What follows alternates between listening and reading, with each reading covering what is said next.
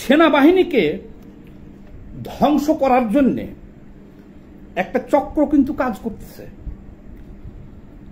সেই কারণে আমাদের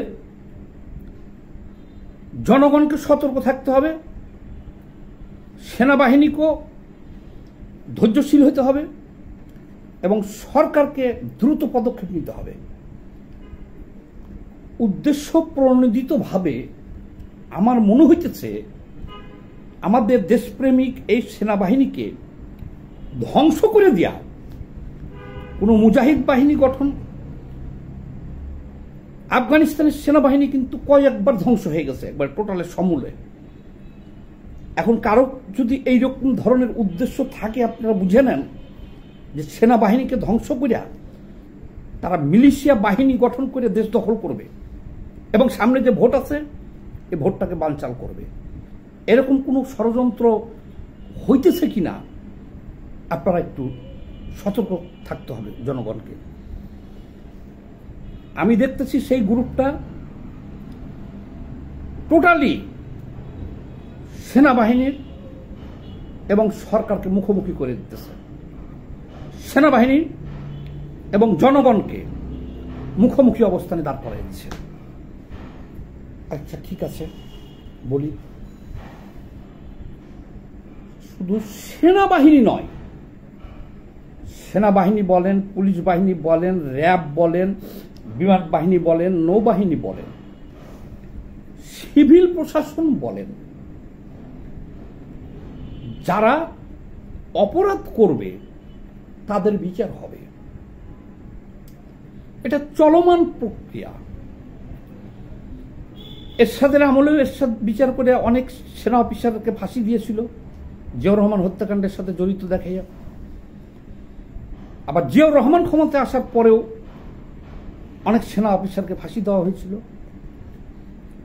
আবার বিভিন্ন সময়ে দেখবেন অনেক অফিসারকে বাধ্যতামূলক অবসরে পাঠানো হয়, সব ডিপার্টমেন্টেই।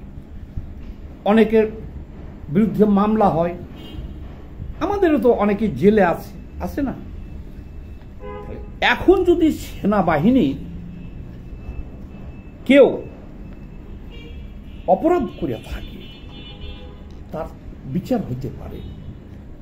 সেই বিচারটা কিভাবে হইতে পারবে, কিভাবে হবে? সেনাবাহিনী হলো সরকারের একটা পার্ট না। প্রতিরক্ষা মন্ত্রণালয়ের দায়িত্ব কার? প্রধান উপদেষ্টা না? সশস্ত্র বাহিনী প্রধানকে প্রেসিডেন্ট না? সেনাবাহিনী কি বাইরের কোনো কিছু? বাইরের তো কোনো কিছু না। তাহলে এরকম ভাবে যে আন্তর্জাতিক অপরাধ ট্রাইব্যুনালে এই যে 28 জন না 30 জন শেখ হাসিনা সহ, শেখ হাসিনা বাদ দেন, প্রায় 26 জন সেনা অফিসারের নামে যে ওয়ারেন্ট, গ্রেপ্তারি পরোয়ানা ইস্যু করল, সেই গ্রেপ্তারি পরোয়ানা সেনাবাহিনী কর্তৃপক্ষ পায় নাই। কিন্তু তারা বলছে যে যারা চাকরিতে আছে যে 16 জন, এদেরকে আমরা সেনাবাহিনী নিরাপত্তা হেফাজতে নিছি, কিন্তু আমরা মিডিয়ায় দেখছি যে এদের নামে গ্রেপ্তারি পরোয়ানা জারি করা হয়েছে। কিন্তু আমরা এখনো গ্রেপ্তারি পরোয়ানা পাই নাই। আর চিফ প্রসিকিউটর যে তাজুল ইসলাম, এখন তো স্পষ্ট ভাষায় এই কথাটা আমাদের বলতে হয় যে এই ট্রাইব্যুনাল এক ধাক্কায় যে দেখতেছে, দেশ বিদেশ থেকে যেই কথা বলতেছে এটা জামাতি ট্রাইব্যুনাল। এই কথাটা বলার সুযোগ কেন পাইতেছে? এই কারণে যাকে চিফ প্রসিকিউটর নির্বাচিত করা হয়েছেন উনি গোলাম আজমের মামলার উকিল ছিলেন। যুদ্ধ অপরাধীর দায়ে জামাতের যে নেতাদের বিচার হয়েছে তাদের উকিল ছিলেন।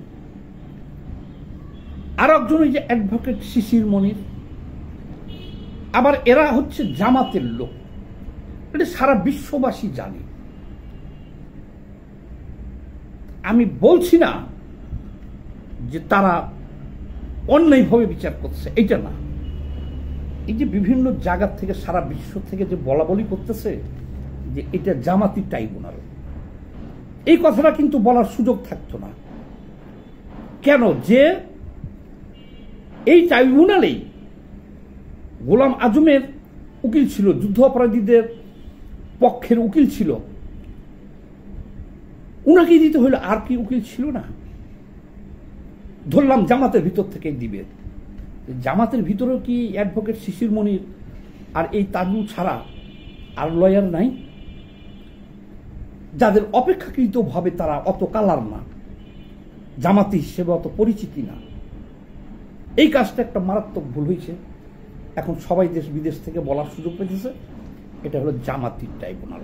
এক নাম্বার 2, যাদের বিচার এখানে হবে কার মুখ বন্ধ করবেন? সবাই বলা বলি করতেছে যে যদি একটা অপরাধীর বিচারও হয়, জেনুইন হয়, তারপরও এখানে ট্যাগ দেওয়ার সুযোগ থেকে যেতেছে যে যেহেতু জামায়াতের যুদ্ধ অপরাধীদের দায়ে এই ট্রাইব্যুনালে বিচার করে ফাঁসি দেওয়া হয়েছে, সেই কারণে এখন প্রতিশোধ, প্রতিহিংসা বশত জামায়াতে এই বিচারটা করতেছে।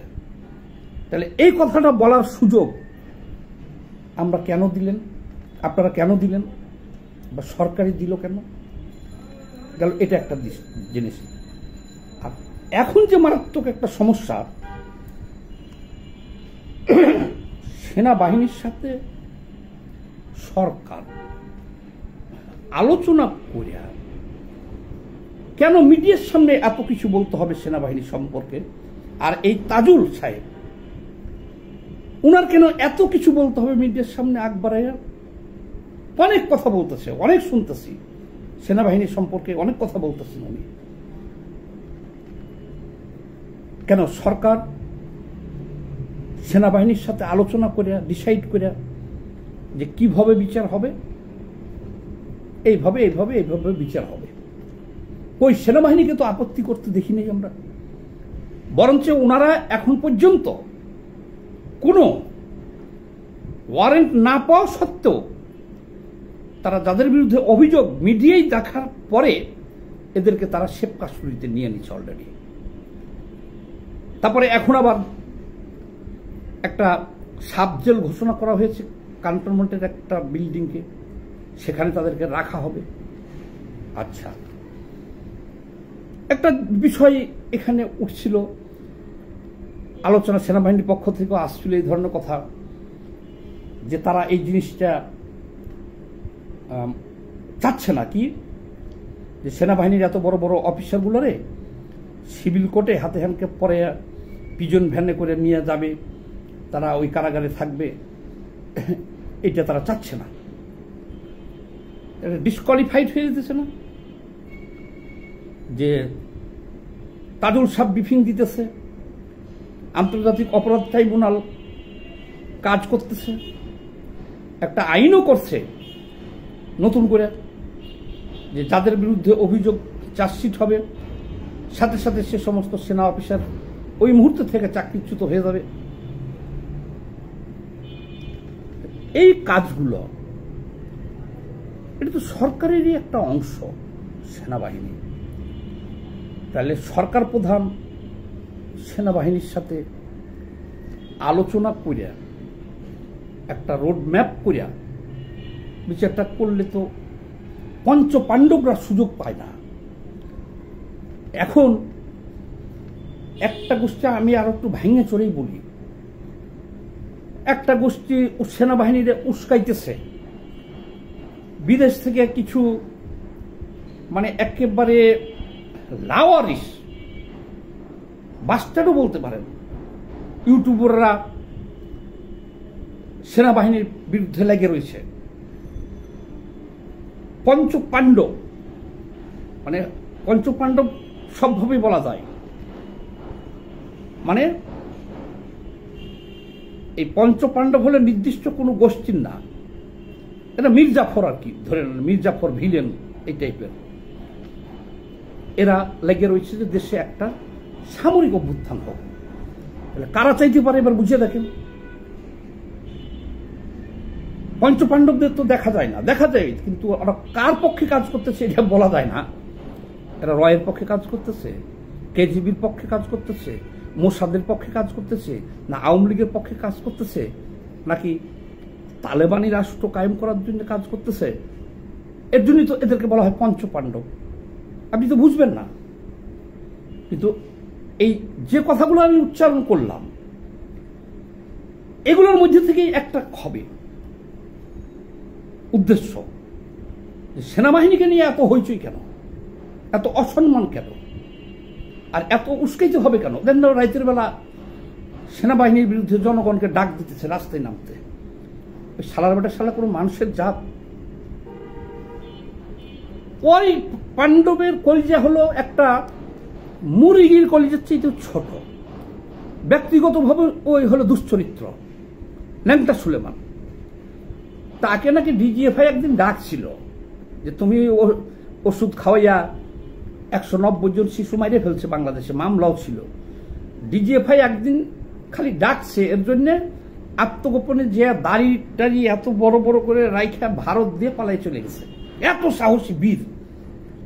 অথচ দেশে 150, 200, 300 মামলা নিয়েও অনেক নেতা দেশে বসে আছে, জেল খাটছে বাড়াইতেছে, জেল খাটতেছে বাড়াইতেছে। আমার নামে মামলা হয়েছিল আওয়ামী লীগের আমলে, 2-3টা মামলা হয়েছিল। আমরা কি পালাই গেছিলাম? সারেন্ডার করছি, জেলে নিচ্ছে, জেলে গেছি। তাহলে বুঝতে হবে যে এদের, আমাদের এই জাতিকে বুঝতে হবে যে অনলাইনে বসে বড় বড় কথা নিরাপদ দূরত্বে প্যারিসে বসে বলা, আমেরিকা কানাডায় বসে বলা, আর বাংলার মাটিতে দাঁড়াইয়ে কথা বলা, এটা এক না। এই পৃথিবীর সবচেয়ে কাপুরুষ হলো তারা। নিজেকে বিপ্লবী দাবি করতেছে ওই অনলাইনে বসে বসে। ওখানে তার নামে দেশে কি মার্ডার কেস, কি হয়েছিল, দেশে কি মামলা হয়েছিল? এই যে পঞ্চপাণ্ডবের নাম নিলাম, এরা যে পালাই গেছে দেশ থেকে, ওই সাংবাদিক ইলিয়াস পালাই গেছে, একটা মামলা হয়েছে, আর একদিন জেলও খাটে নাই, হাজতও খাটে নাই, খালি মামলা হয়েছে, পালাই গেছে। পিনাকি 1 ঘন্টা জেলও খাটে নাই, শুধু ডাকছে ওরে, ডিজিএফআই থেকে ডাকছে। এতেই ওই দিন শুনলাম যে কাপড় টাপড় সব নষ্ট হয়ে গেছিল। পরে মগবাজার জামাতের কার ওখানে যে কাপড় চোপড় চেয়ে নিছিল, তো ওরা আবার ওই পাঞ্জাবি দিছিল, পায়জামা, এডি পরে আত্মগোপনে থেকে দাঁড়িয়ে এত বড় বড় করে তারপরে বিদেশ চলে গেছে। সাধু সাবধান। এই সেনাবাহিনী, এখানে সরকারের কিছু গাফিলতি আছে বা ভুল ডিসিশন আছে। এই ভুল বুঝাবুঝি হওয়ার কোনো অবকাশ নাই। এই ভুল বুঝাবুঝি হওয়াতে আমরা কিন্তু ইতিপূর্বের অভিজ্ঞতা ভালো না। আমরা বড় বড় সেনানায়কদেরকে হারাইছি অতীতে, সেগুলো এই ভিডিওতে আর একটা ভিডিও করব। এই গুজবের কারণে খালেদ মুশাররফকে হারাইছি, যে ভারত দখল করে নিল বাংলাদেশ, তার মতো একজন সেক্টর কমান্ডারকে আমরা হারাইছি। কিন্তু এই গুজবের কারণে আরেক সেক্টর কমান্ডার কর্নেল তাহেরকে আমরা হারাইছি। গুজব কত ক্ষতি করতে পারে। কাজে এই পঞ্চপাণ্ডবের কেউ যাতে গুজব সৃষ্টি করতে না পারে, আমাদের সেনাবাহিনীর বিরুদ্ধে নিষেধাজ্ঞা বন্ধ করতে হবে এবং সরকারের সাথে সেনাবাহিনীর আলাপ আলোচনা করিয়া সরকার যেটা সিদ্ধান্ত নিবে সেটাই হবে। যারা অপরাধী আছে তাদের বিচার হবে, কিন্তু পঞ্চপাণ্ডবদের সুযোগ দেওয়া যাবে না। সেনাবাহিনী ধ্বংস করে মিলিশিয়া বাহিনী গঠন করবে, তাদের সুযোগ দেওয়া যাবে না। রকে সুযোগ দেওয়া যাবে না, পরাজিত শক্তিকে সুযোগ দেওয়া যাবে না। যে দেশে একটা বিশৃঙ্খলা হইলেই লাভ, এটা করা যাবে না। আজকের ভিডিও আর বেশি বড় করলাম না, সবাই একটু শেয়ার দিয়ে দিন। ধন্যবাদ।